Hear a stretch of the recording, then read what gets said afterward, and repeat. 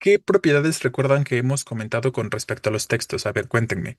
Por ahí lo pueden escribir en el chat, ¿no? ¿Cuáles son las propiedades que revisamos sobre el texto? Las que nos interesan. Recuerden que los textos tienen muchas propiedades, pero para aquellos que hacen un examen para Ceneval específicamente, pues nos interesan en particular tres de esas propiedades. ¿Cuáles son? Exacto, Garduño, ¿no? Adecuación, cohesión y coherencia. Son las tres propiedades. Ojo, no hay que confundir la cuestión de las funciones del lenguaje. Las funciones del lenguaje, como les decía ahorita, tienen relación más bien con las formas o los tipos de discurso, ¿vale? Pero son más bien adecuación, cohesión y coherencia. Esas son las tres funciones que nos interesan y son las que justo vamos a empezar a revisar a continuación.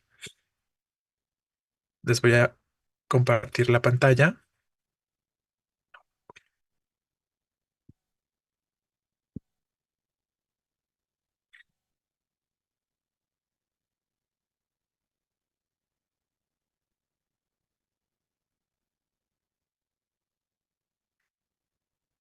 Creo que ahí ya lo ven, ¿verdad? Bien. Entonces, les reitero que esta es información que ya han revisado antes en otros contextos y pues debe ser información familiar para ustedes, ¿no? Vale. Planteamos rápidamente un concepto de texto, que ya ustedes tienen alguna idea al respecto. Podríamos de pronto incluso hacer una especie de lluvia de ideas y recordar cuáles son estas características esenciales con respecto a los textos. Pero recuerden que justo retomando estas propiedades, podríamos decir, o la idea de estas propiedades que ya mencionamos ahorita, podríamos decir que los textos son pues un conjunto de ideas, ¿no? O un conjunto de frases, de oraciones, como lo quieran expresar, pero a grandes rasgos digamos que es un conjunto de ideas que tienen cierto orden y que expresan cierta información y que para lograr la expresión de cierto discurso o de cierta información, pues necesitan plantearnos un ordenamiento específico, ¿vale? Si el texto no presenta estas características o estas propiedades que a continuación vamos a mencionar, entonces va a ser un texto que no cumpla con su objetivo básico. ¿Cuál es el objetivo más básico de todo texto y en general de todo discurso? Cumplir con un proceso comunicativo, ¿no? Lograr un proceso de comunicación. Y claro, pues ahí podríamos de pronto tejer alguna relación con las funciones del lenguaje, porque el objetivo del texto o el objetivo del discurso variará, recuerden, dependiendo de la intención de quien escribe, de la intención del autor. Pero de que es un hecho, de que todo texto debería tener cierto ordenamiento, ¿no? Que tiene que ver justo con la coherencia y que las ideas que se estén planteando deben estar relacionadas de forma adecuada, que tiene que ver con la cohesión, ¿no? Eh, y que justo dependiendo de quién lo vaya a leer, entre otros elementos que tienen que ver con la adecuación, son las características más básicas sobre la descripción de un texto de manera concreta, ¿vale? Entonces, bueno, ahorita tenemos este concepto básico, muy generalizante. Y yo creo que todos podríamos generar un concepto, a lo mejor un poquito diferentes el uno del otro, pero con estas tres características esenciales, como que las ideas estén bien relacionadas, que el texto tenga sentido y que cumpla un objetivo, ¿no? Sería suficiente para definir un texto, que es más o menos el concepto que yo les estoy planteando en esta primera diapositiva. No lo vamos a leer. Bueno, pasemos con la siguiente, donde ahora sí empezamos a hablar a más detalle o a fondo de estas propiedades específicas que estábamos comentando. ¿Qué pasa con la cohesión? Uno de estos elementos o una de estas características que mencionábamos ahorita dentro del concepto del texto, ¿no? Recuerden que la cohesión nos permite cohesionar, recuerden que es sinónimo de unir, ¿no? Entonces, o de hilar, pero en el sentido de unión, justo como encadenamiento, ¿no? Entonces lo pueden relacionar con estas ideas al concepto, perdón, al concepto de cohesión, lo pueden relacionar con em, encadenamiento, con unión, ¿no? Y entonces lo que tenemos que hacer mediante esta propiedad o lo que buscamos con los discursos o con los textos es justo unir de forma adecuada las distintas ideas que se estén planteando en un texto. Hay distintas maneras en las que podemos unir las ideas que se presenten en un texto. Puede ser uniendo una idea con otra, una oración con otra. hasta formar un conjunto de ideas, y recuerden que eso es un párrafo, y también podemos establecer una cohesión o una relación necesaria entre los distintos párrafos. Entonces, en pocas palabras, absolutamente todas las oraciones y los párrafos que puedan conformar un texto deben guardar una relación entre sí, alguna forma de unión la una con la otra, ¿no? Entonces, eso sería lo esencial con respecto a la cohesión. Si tenemos una correcta relación entre las ideas y entre los párrafos del texto, entonces vamos a poder entender de buena manera pues lo que el texto nos quiera presentar, ¿no? O lo que el discurso nos esté planteando. Hay distintos recursos a los que podemos recurrir, valga un poquito la redundancia, eh, para lograr la cohesión de un texto, ¿no? Entre los más esenciales serían los que tenemos aquí en negritas, perdón, las repeticiones y los conectores.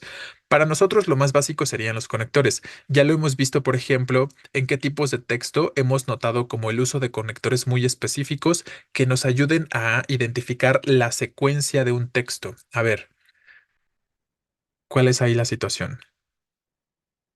Les repito la pregunta.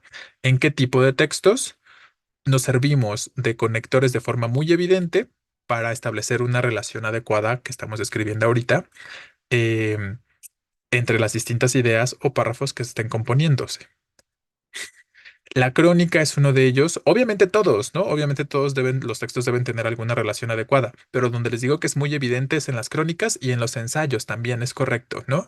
¿Por qué en los ensayos? Porque en los ensayos podemos identificar esta secuencia de la introducción y cómo pasamos al desarrollo y cómo pasamos a la conclusión, ¿no? Usamos como estas partículas básicas como en conclusión e introducimos evidentemente a la conclusión, ¿no? Entonces, estos elementos son muy claros en un ensayo y también lo son en las crónicas, ¿vale? Les reitero, todos los textos evidentemente deberán tener este uso de conectores de una u otra manera o en una u otra medida.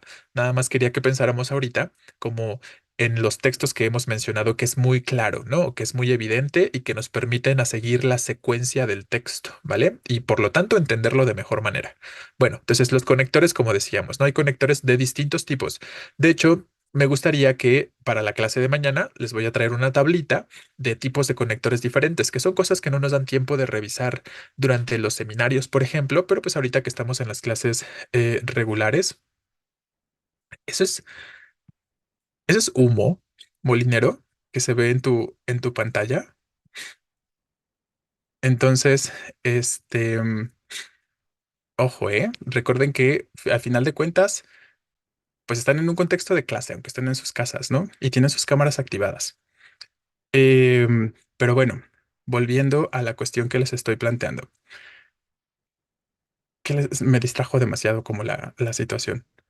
Em, ya se le quemó el cerebro. Ojalá que haya sido su cerebro trabajando. Pero bueno, entonces, volviendo a la cuestión que les planteaba, ¿no?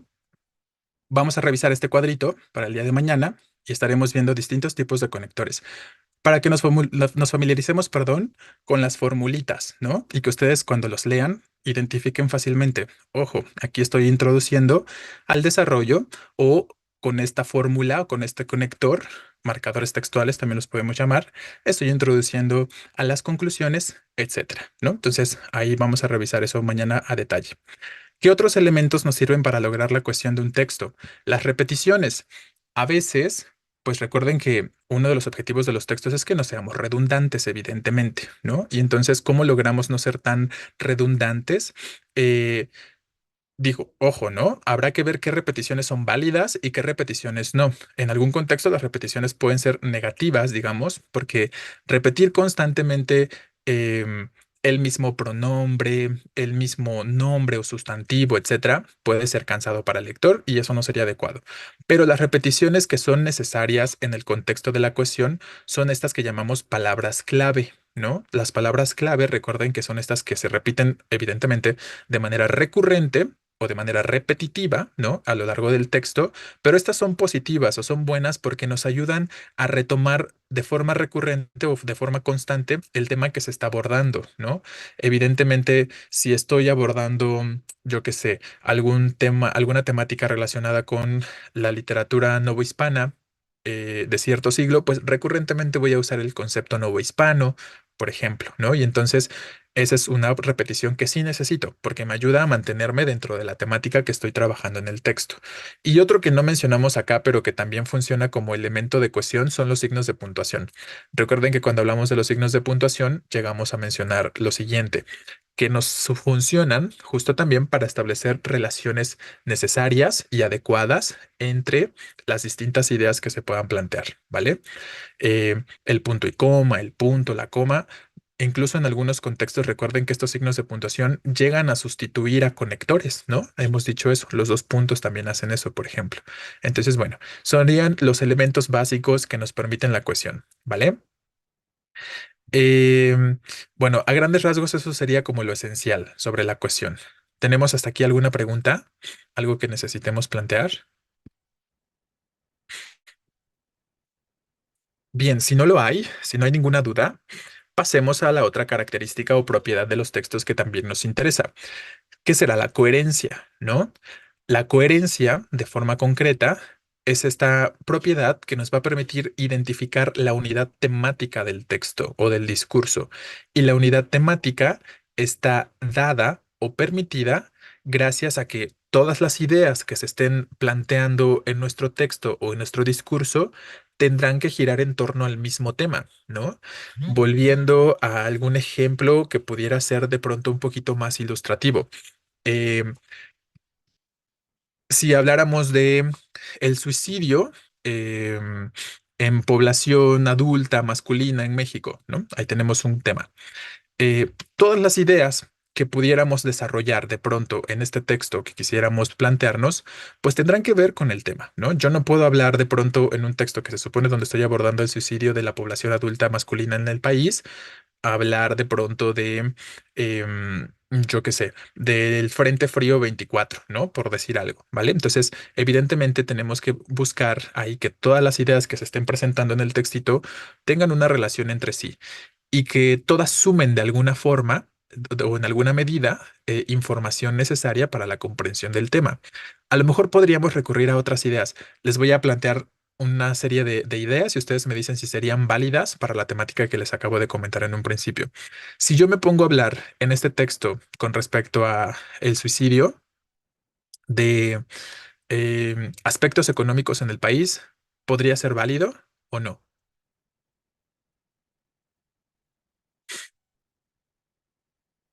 Dependerá, ¿no? Dependerá de cómo lo estemos uniendo, porque claro, los factores económicos pueden ser en alguna medida una razón por la que una persona decida suicidarse, ¿no? O puede ser la causa, justo.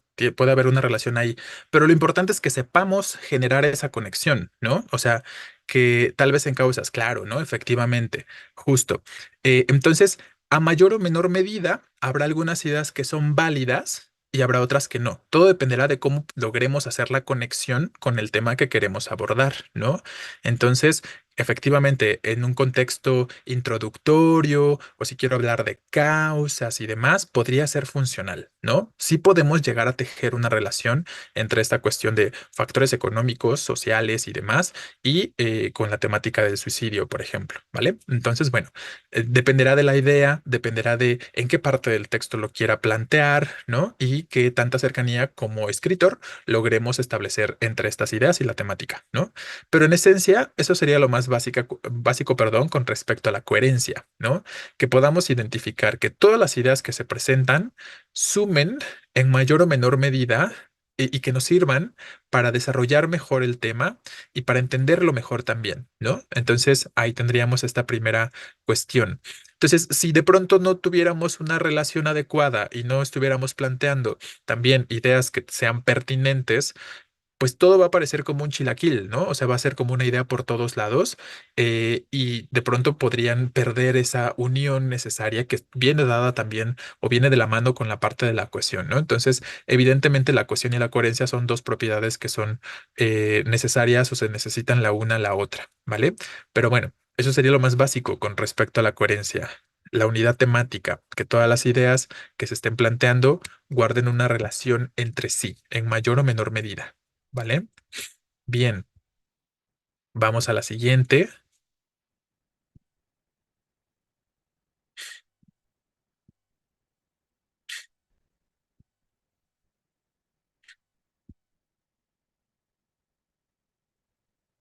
que sería la propiedad de la adecuación y que también esta ya la conocen bastante bien, ¿no? Recuerden que esta propiedad de la adecuación es bien básica y muy esencial para responder cierto tipo de preguntas en sus exámenes que tienen que ver con el contexto de producción, ¿no? Ya lo hemos comentado en otras situaciones. Entonces, sobre la adecuación, recuerden que esta propiedad nos plantea en alguna medida la función del lenguaje predominante, entre otras cosas, ¿no? Pero una de las cosas que podemos identificar o señalar dentro de la adecuación tendrá que ver con las funciones del lenguaje y ahí lo vamos relacionando con lo que estuvimos revisando la segunda mitad de la semana pasada, ¿vale? Entonces, adecuar lo pueden pensar como sinónimo de adaptar, ¿no? Y entonces la adecuación es esta propiedad en la que el sentido comunicativo o la intención comunicativa de un texto, de un discurso, eh, va a depender de cómo este discurso, de cómo este mensaje se pueda adaptar, ¿no? Y la adaptación también responderá a ciertos factores que tenemos marcados aquí en negritas, ¿no? ¿A qué factores va a responder la adaptación de un texto? Al receptor, al propósito, y esto vendrá derivado del registro, ¿no? O sea, del tipo de lenguaje que podamos utilizar. Entonces, hablando del receptor, sabemos que un texto puede ser escrito para un público infantil, para un público universitario, para un lector común, para un lector especializado, ¿no? Por mencionar algunos. Entonces, estos elementos del receptor van a permitir que mi texto se adapte, ¿no? Que use cierto tipo de palabras que sean pertinentes dependiendo de quién me vaya a leer, ¿no? El propósito que tiene que ver, les decía, esto del propósito es lo que de forma más estrecha tiene que ver con las funciones, ¿no? Un ejemplo serían las noticias de importación, de importancia nacional en los exámenes. Correcto, Acevedo, ¿no? Efectivamente, estos ejemplos en los exámenes que se ponen de una noticia de circulación nacional, o una noticia de circulación local, ¿no? Ahí ya podemos entender que la temática estará determinada por este factor, ¿no? Si voy a escribir una noticia de circulación nacional, pues tendrá que abordarse un tema que le interese a toda la población del país, ¿no? Algo que sea válido para todos los sectores de la nación. En cambio, si mi noticia es a lo mejor sobre, yo qué sé, un accidente ocurrido en una colonia de la Ciudad de México o en una colonia de Morelia, pues esto es algo más local, ¿no? Y entonces, pues me voy a interesar porque personas cercanas a esa comunidad o a esa localidad sean las que tengan acceso, ¿no? A esa información, ¿vale? Entonces, efectivamente ahí la cuestión del receptor variará, ¿no? Volviendo a la idea del propósito, ya sabemos que existen distintos propósitos o distintas intenciones, ¿vale? El explicar. Si mi propósito es explicar, ¿qué función del lenguaje relacionaríamos ahí?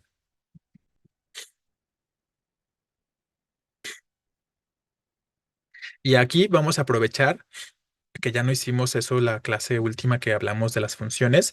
Dijimos que íbamos a hacer una relación entre las funciones y una palabra clave, ¿no? Las funciones del lenguaje y una palabra clave o un propósito clave, si quieren verlo de esa forma, ¿no? Claro, la función referencial, como ya lo están diciendo, si mi propósito es explicar, o sea, proporcionar información, proporcionar datos, evidentemente la función que predominará en ese texto será la referencial.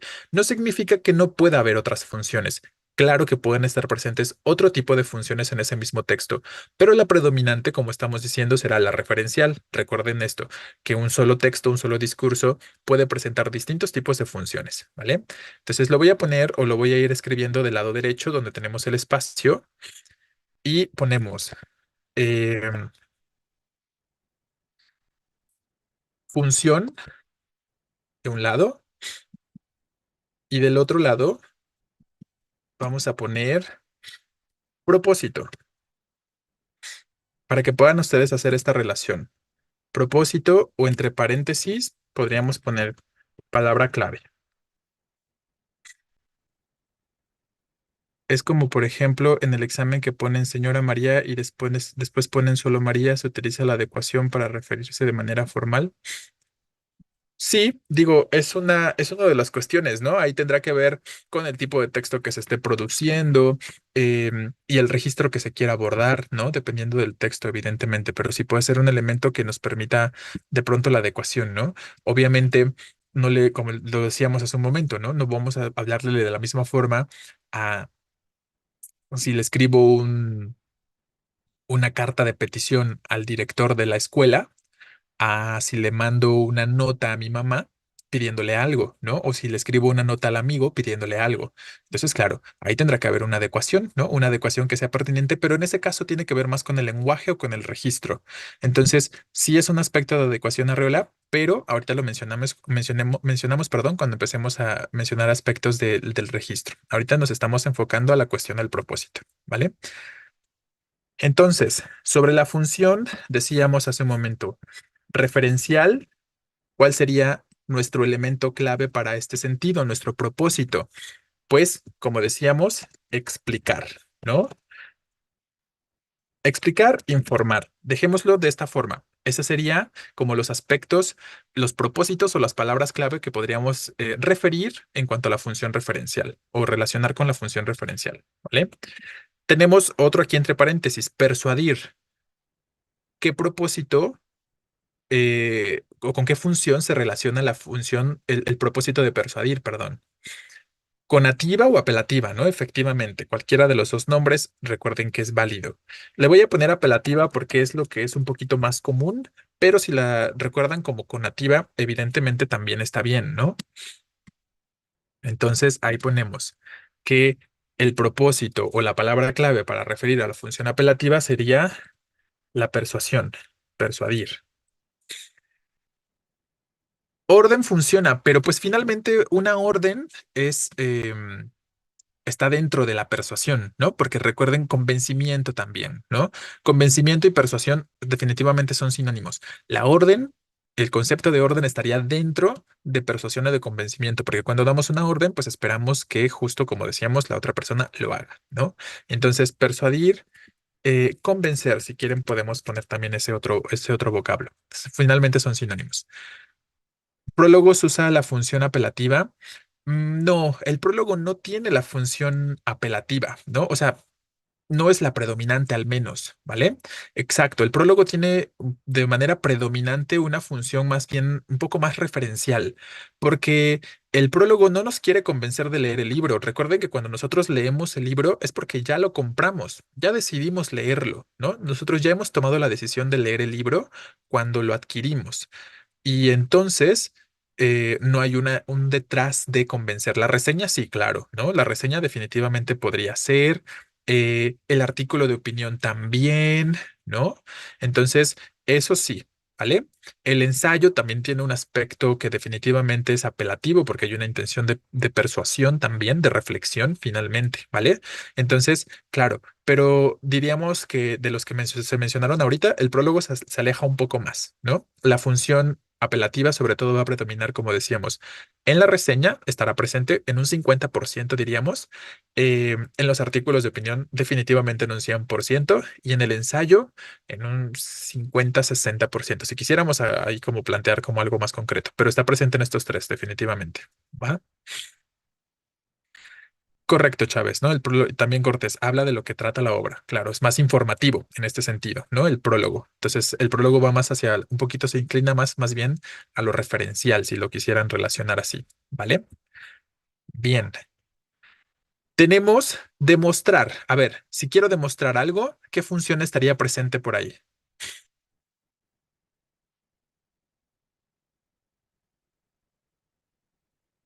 Apelativa también, ¿no? Apelativa mayormente, claro. ¿Por qué? Porque cuando quiero demostrar, bueno, digo, a lo mejor lo están entendiendo en un concepto diferente, porque por aquí escribieron emotiva expresiva, pero entendamos demostrar con el propósito de, tengo una hipótesis y yo quiero demostrar esa hipótesis, ¿no? ¿Cómo lo voy a hacer? Pues a través de usar ciertos argumentos que me permitan convencer al lector. Entonces, en ese sentido, piensen en ese tipo de demostración, ¿no? En ese sentido, definitivamente sería más una cuestión también apelativa. Estaría incluida en el punto número dos. Conmover. Si lo que quiero También referencial, claro, efectivamente, ¿no? Como les decía, tengo que usar argumentos que sean válidos, que sean demostrativos, ¿no? Para lograr el convencimiento. Entonces ahí, claro, podríamos pensar este 50-50. Sí, ahí sí, con mover, ¿cuáles serían las funciones predominantes? ¿Qué funciones tendríamos acá cuando el propósito es con mover? Ahí sí la emotiva, la expresiva, como decían, y también nos podemos valer de la poética, ¿no? Efectivamente, dos de forma simultánea. Entonces, si hablamos de la emotiva diagonal poética, claro, porque estamos hablando de sentimientos mayormente, ¿no? Conmover. Ahí sería la cuestión, ¿no? Entonces, estas serían, yo diría, las más importantes de las funciones del lenguaje. Si se dan cuenta, estamos retomando en concreto cuatro funciones para los tipos de textos que nos interesan, ¿vale? Eh, Estamos dejando un poco de lado la función fática porque no hay un texto como tal que tenga una función fática. Recuerden que la función fática simplemente tiene esta cuestión de querer comprobar la disponibilidad del canal y nada más. Y la función metalingüística también la estamos dejando un poco de lado porque esta función está más enfocada simplemente a la explicación, a la descripción del lenguaje con el uso del lenguaje mismo. Entonces nos enfocamos a estas tres, bueno, cuatro, porque aquí tenemos dos juntas, ¿no? Referencial, apelativa, emotiva, poética. Y vemos de forma concreta los propósitos de forma un poquito más clara. Entonces, para que establezcan estas relaciones un poquito más concretas, ¿no? Referencial, el propósito será explicar, informar, ¿vale? Apelativa, persuadir o convencer. Emotiva, poética, conmover, ¿no? Mayormente, porque, pues claro, estamos expresando sentimientos, emociones, evidentemente, ¿vale? Entonces, enfoquémonos a estas cuatro, les digo, estas cuatro funciones y su propósito básico o la palabra clave con la que lo podemos relacionar.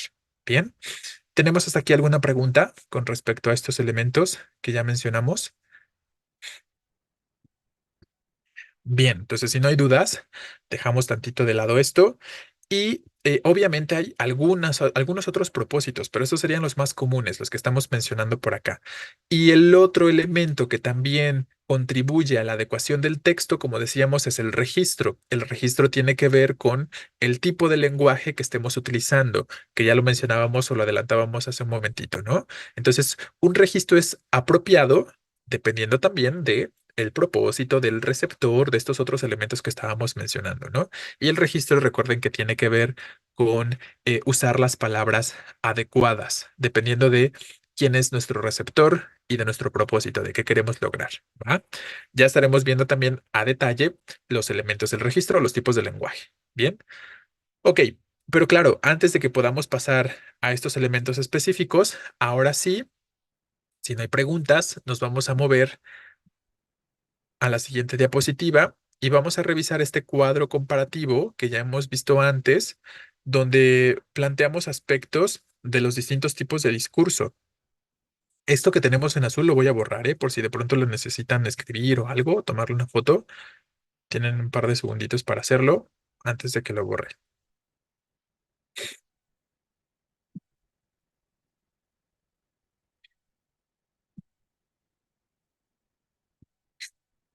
Y pasamos, como les decía, a los tipos de discurso. En este sentido, los tipos de discurso que nos interesan son cuatro, ¿no?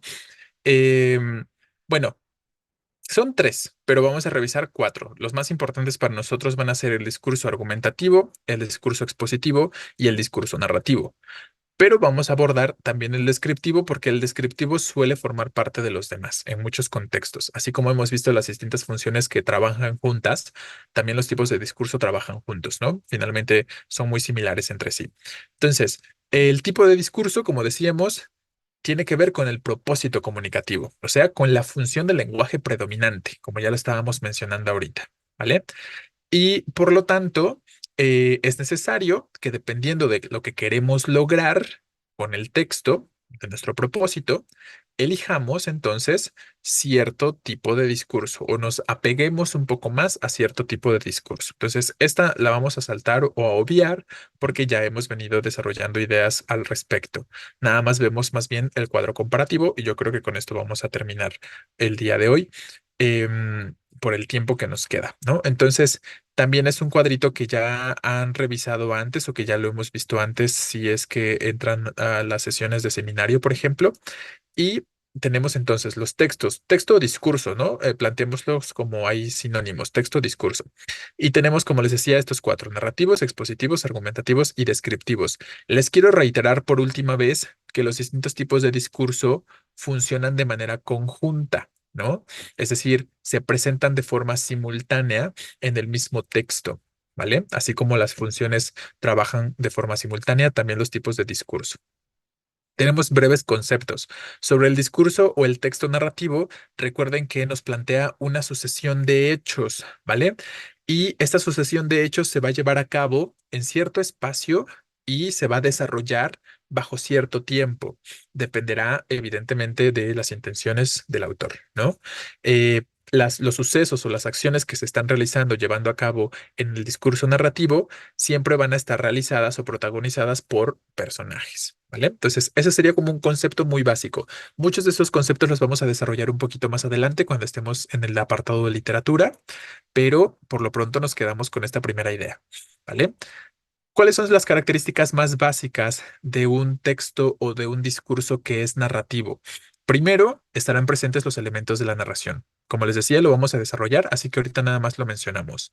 Elementos de la narración básico, narrador, ¿no? Para que un texto sea narrativo, para que un texto pueda ser, por ejemplo, un cuento, una novela, una leyenda, un mito, entre otras cosas, debe existir una voz que nos cuente la historia, ¿no?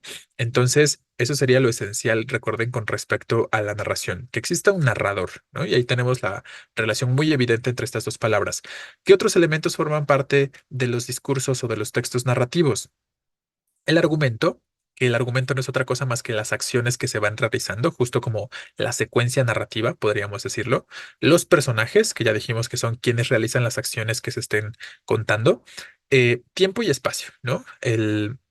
El periodo que se utiliza o que se usa para desarrollar las acciones y el lugar donde se desarrollan las acciones, ¿no? Esos serían los aspectos que tenemos ahí marcados con el número uno. ¿Qué otros elementos son comunes? Los verbos de acción.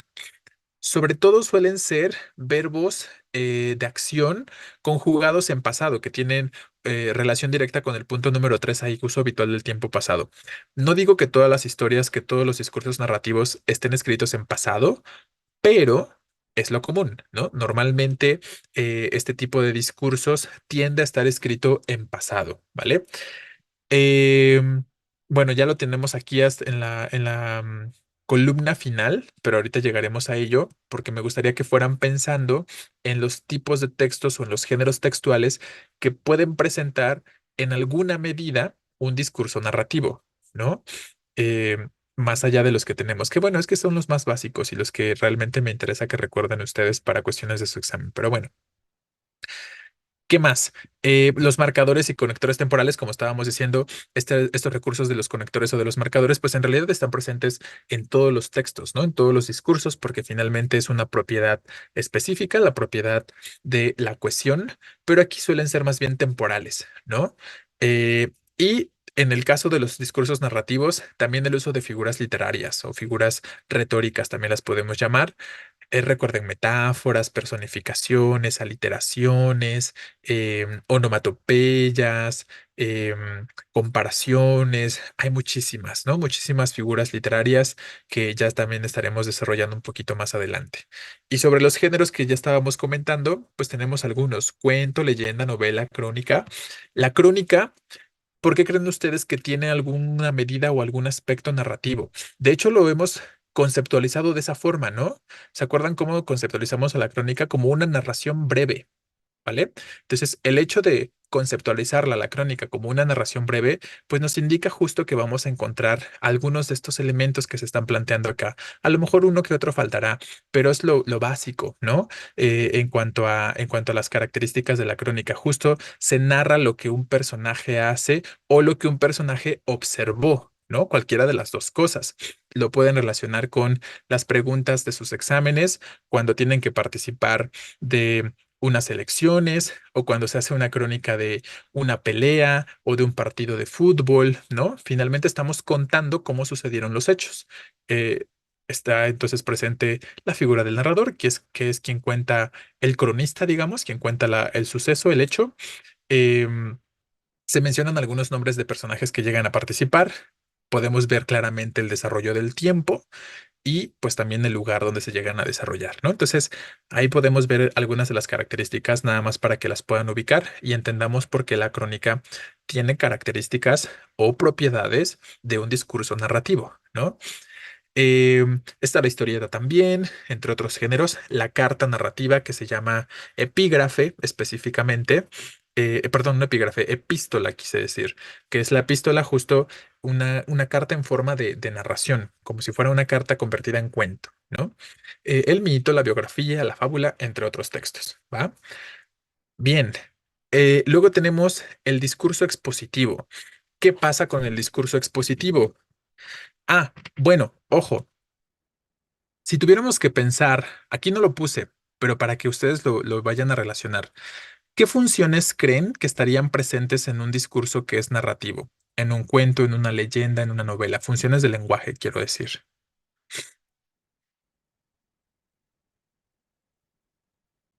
¿Creen que sea una en particular o podrían convivir todas al mismo tiempo, en alguna u otra medida, en mayor o menor medida? Porque piensen en un cuento, por ejemplo, o en una novela. Claro, en mayor o menor medida podrían estar todas, ¿no? Claro, habrá algunas que están más presentes, que están más predominantes, dependiendo del tipo de género narrativo que estemos leyendo, pero bien podrían aparecer todas, porque por ejemplo, si mi personaje es un maestro de historia que está dando su clase, probablemente dentro de su diálogo, ¿qué función podría encontrarme si en esa escena o en ese capítulo, digamos, está dando una clase? Pues una función referencial seguramente, ¿no? Porque está proporcionando información. Pero en una novela también los personajes, finalmente es como, una novela es como la vida diaria, ¿no? Si lo piensan de esta forma, pues será un poco más claro, un poco más evidente. Recuerden que un poco la novela tiene esta intención como de replicar la cotidianidad o la vida diaria en alguna medida de las personas, ¿no? Porque los personajes se enfrentan a situaciones similares a las que nosotros nos podríamos enfrentar y entonces nosotros utilizamos a lo largo del día las distintas funciones, dependiendo de nuestras interacciones y nuestros contextos y tal, ¿no? Entonces, bueno, por eso podríamos decir que todas cabrían ahí en mayor o menor medida, pero todas cabrían, ¿vale? Claro, correcto, Gómez, ¿no? Entonces, ahí tendríamos que cualquiera de ellas podría estar presente en un texto narrativo. Bien, perdón, volviendo al discurso expositivo, que aquí sí se los planteé porque es mucho más específico, ¿no? Ahí tenemos en el punto número 3 dentro de sus características la función referencial. Pero antes de que lleguemos a ello, hablemos del concepto. El discurso expositivo, recuerden que tiene una estructura muy concreta. La estructura de un discurso expositivo es primero resumir o sintetizar, ¿no? A través de la explicación de alguna temática, ¿no? ¿Y cómo logramos explicar y sintetizar o resumir alguna temática en un discurso que sea expositivo? Pues utilizando o valiéndonos de algunos conceptos, de comparaciones, de relaciones específicas, ¿no? Ahí hay distintos elementos que podríamos utilizar. Entonces, ¿cuáles serían sus características más básicas? Presenta datos, hechos o conceptos, estamos diciendo, ¿no? O sea, cualquiera de estas tres cosas estarán presentes en un discurso que es expositivo, ya sea que me esté proporcionando datos específicos, que me esté hablando de algo que ya sucedió, como datos históricos, por ejemplo, eh, o que me esté dando conceptos, ¿no? Definiciones de manera concreta, ¿vale? Punto número 2 que estamos planteando, se van a presentar secuencias descriptivas. Porque cuando describimos, o más bien cuando conceptualizamos de pronto algunos elementos, recurrimos a la descripción de los mismos, ¿no? Es una cosa bastante común ahí, como señalar una serie de características de aquello que queremos conceptualizar. Es un uso normal, ¿no? Como les decía, la función referencial estará evidentemente presente porque estamos proporcionando información concreta, solo estamos informando, ¿vale? Eh, Aquí si es un texto completo o si es un texto amplio, recuerden que los temas en los discursos expositivos son fácilmente identificables. ¿Cómo podemos identificar el tema que un discurso expositivo nos pueda estar planteando? Desde el título. El título nos tiende a decir cuál es el tema que se va a desarrollar, ¿no?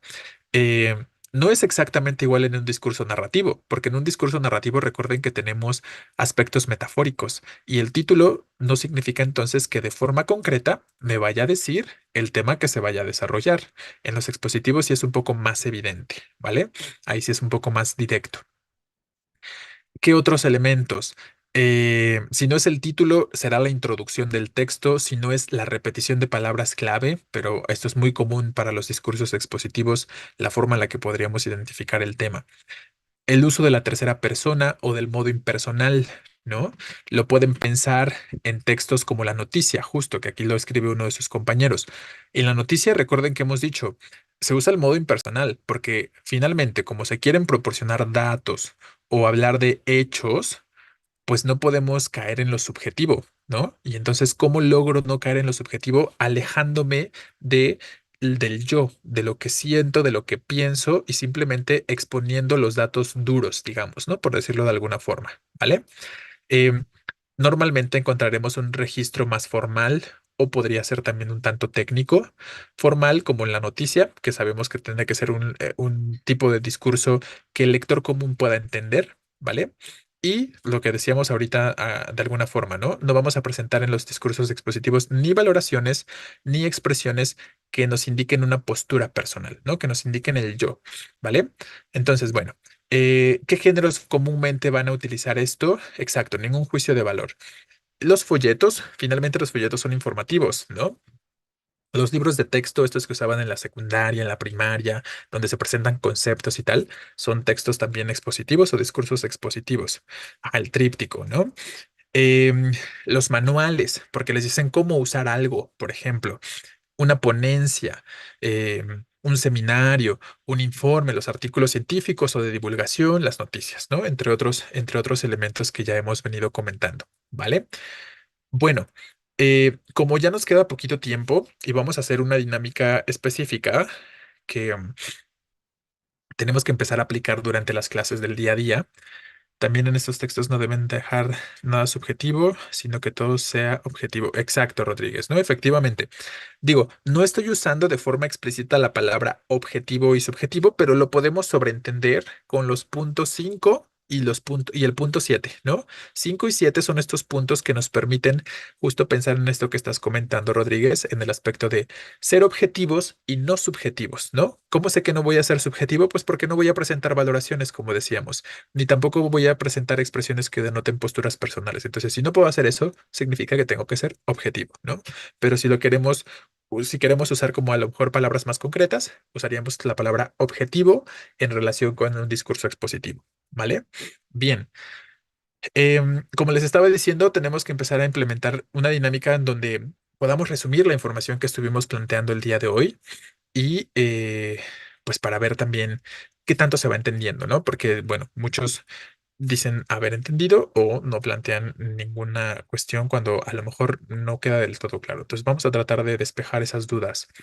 Em, para que sea más fluido y que no nos lleve tanto tiempo, yo creo que para este tipo de participaciones sí vamos a recurrir al uso del micrófono, ¿vale? Entonces vamos a activar súper rápido el micrófono a la persona que yo se lo indique y me cuenta por ahí su comprensión con respecto a la información que estuvimos planteando, solo para estos casos. De ahí en fuera seguimos trabajando con el chat, ¿vale? Por ahí, Varela, 6438, por si es que hay más de una persona Varela. Em, Vamos a hacer un breve resumen de lo que sería la función, la propiedad, perdón, de la adecuación. ¿Qué es la adecuación en los textos?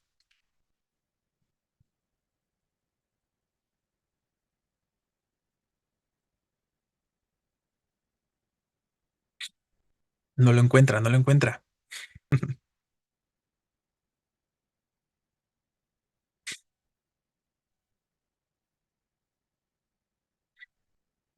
Ya lo tienes activado, ¿eh? tu micrófono. Ah, a ver, otra vez. Listo.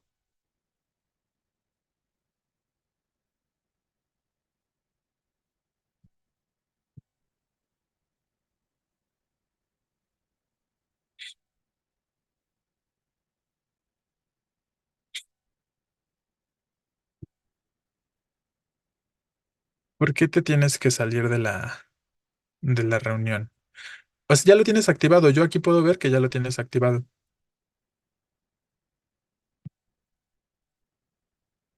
Bueno, a ver.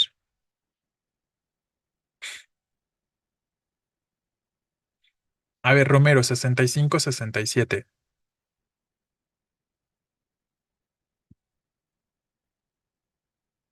Espérame. Ya que estabas preguntando por aquí.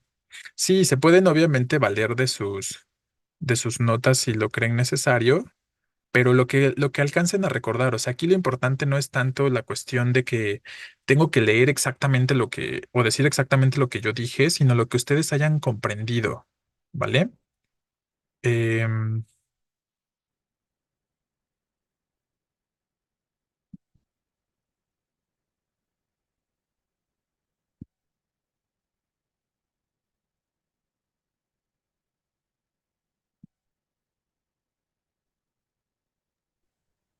Ah, hola.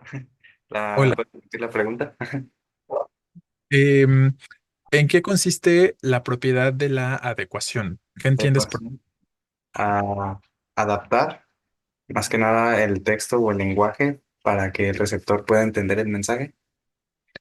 Claro, perfecto. Y entre los que, bueno, mencionamos por ahí algunos elementos que son esenciales para lograr la adecuación o esa adaptación, ¿no? ¿Cuáles son esos? Ah, tanto los signos de puntuación como el orden, quizás también, y como tal la coherencia, o sea, los anteriores que son cohesión y coherencia. Bueno, forman parte de lo necesario para que un texto pueda cumplir su función comunicativa, ¿no? Ajá. Pero si pensamos específicamente solo en la adecuación, ¿no? O sea, ¿en qué elementos o en qué factores tienes que pensar al momento de adaptar o de adecuar tu texto? Por ejemplo, ¿quién te va a leer, ¿no? ¿Qué más? ¿Quién te lee? ¿Qué tipo de lenguaje utiliza esta persona, ya sea informal o formal? Ujú, O sea, de quién se trate, como tal. ajá. Y mm, creo que sería todo, o sea, relacionado a esa persona para hacerle entender a ella o a él. Sí, efectivamente, ¿no?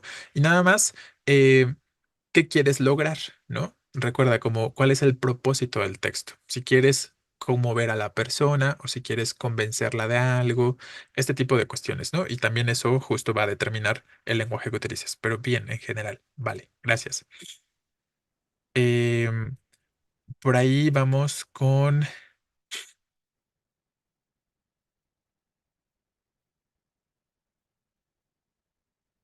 a ver, Gutiérrez 6411.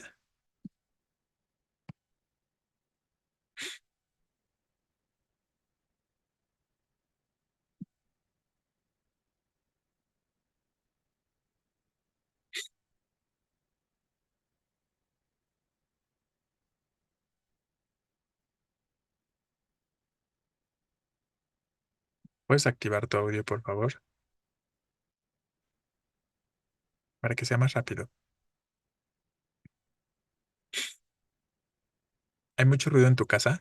¿Y cómo le haces para concentrarte?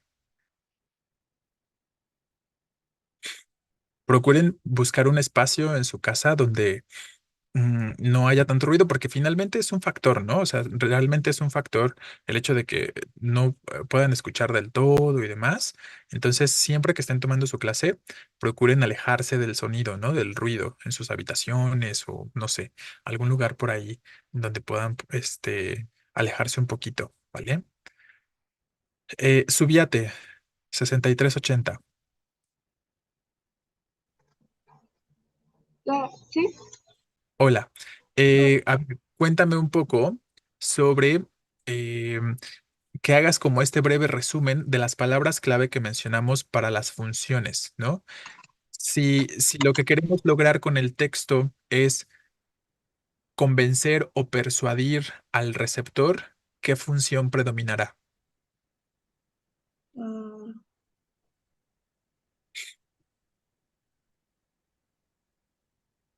la apelativa, A la función apelativa. Y tú misma, si lo que queremos lograr con el texto es conmover, ¿qué funciones estarán presentes? emotiva, Emotiva, también te puedes valer de lo poético. Y si lo que quieres es simplemente proporcionar información, datos concretos, ¿qué función referencial, referencial? Exacto, ¿no? Entonces, haz y hagan todos siempre esta relación, ¿vale? Entre las funciones predominantes y el tipo de texto, ¿no? Lo que queremos justo lograr, el propósito, ¿va? Entonces, bueno, nada más, con este par de preguntitas será suficiente por el día de hoy. Mañana terminamos de hablar de estos tipos de discurso. Vamos a hacer algunos ejercicios, les voy a traer algunos textitos y ustedes van a tener que hacer la relación de qué discurso está predominando en cierto texto, ¿va? Y a ver si alcanzamos a pensar también por ahí para mañana el tipo de texto, ¿no? Dependiendo de la función. Ven que estábamos poniendo aquí en géneros. En los narrativos pusimos cuento, pusimos crónica, etcétera. En los expositivos pusimos noticia, tal. Entonces, si leemos un fragmentito, a ver si podemos también hacer la relación con el género, ¿vale? Pero esa será un poquito la actividad para mañana, por lo menos la segunda mitad de la clase. Ah, no es cierto, mañana tenemos reunión de academia. Entonces creo que va a ser más bien para el miércoles. Igual les mando el ejercicio para mañana, si es que no tenemos la clase. Ustedes lo hacen y el miércoles complementamos, ¿vale? Entonces lo vamos a trabajar de esa forma. Bueno, terminamos entonces por el día de hoy, chicos. Que estén bien. Se cuidan.